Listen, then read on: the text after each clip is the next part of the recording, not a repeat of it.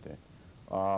Dr. Vowles at Tennessee State did an economic assessment of Meharry's economic impact on Nashville, did it about 2 years ago, and showed that Meharry had an economic impact upon Nashville of about $220 million a year.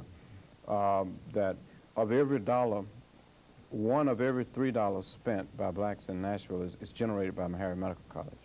Now, what you have to understand is that 80% of Meharry's revenue comes from outside of the state of Tennessee, and about 95% comes from outside of Nashville.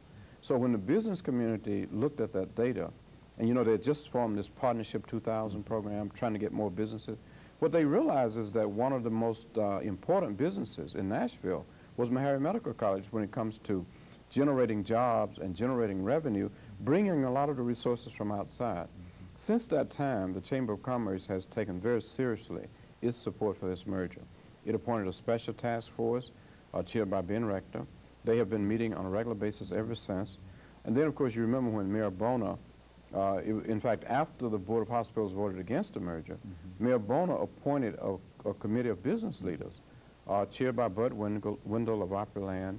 It included Tommy Frist of Hospital Corporation of America, Ray Dana of Shoney's, Cecilia Atkins, who is chairman of the board at Fisk, and I'm blocking on one other person, but they were all leading business people in this community. And the outcome of their assessment was that they found that the potential financial impact of this merger on Nashville was even greater than what Ernst & Young had projected.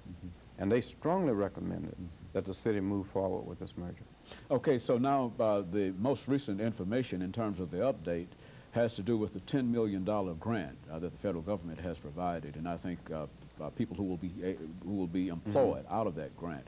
Why don't you talk about that in terms of some of the opposition to that prior to the grant, and what you think the grant will do in terms of bringing about greater support? Yeah, because it's really not actually a grant, but it's a federal commitment.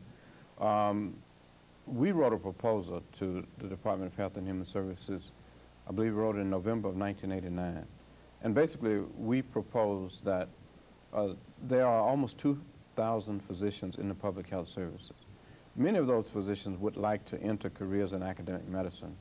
And in anticipation of the merger, we proposed that the federal government assign public health service physicians to Nashville. Since Meharry had an institute on health care for the poor, we were getting ready to do a very innovative thing, that this would be an ideal environment for somebody who wanted to enter academic medicine from the public health service. So we proposed that.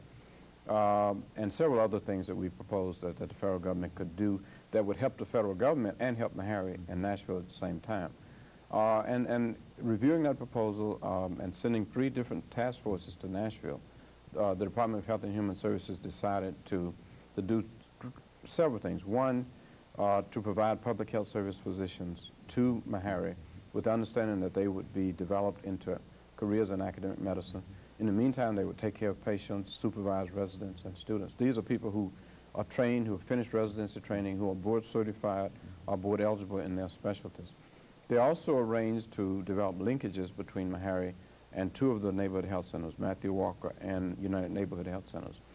And they provided money for faculty development, to take new faculty and develop them into seasoned faculty. It's a tremendous boost because about a year ago, everybody was saying they didn't believe that Meharry could recruit the added physicians needed. And this commitment on the part of the federal government provides those added physicians. Very good. And so the merger is moving forward. Dr. Satcher, what I'd also like to do is to talk about some other issues, certainly that will impact upon the merger.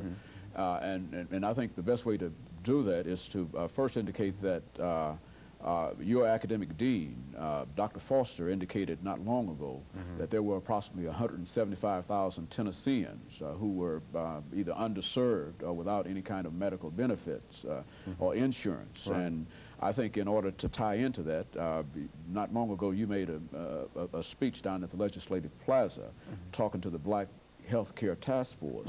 And I think your vision there was to see Meharry as the major institution in the nation, providing examples and other things so that other institutions might be able to buy into that. Why don't you talk about your vision in reference to what Meharry might be able to do as the leader in terms of trying to provide some kind of access and some kind of other things that are needed in our medical profession today. Okay, let me say, you mentioned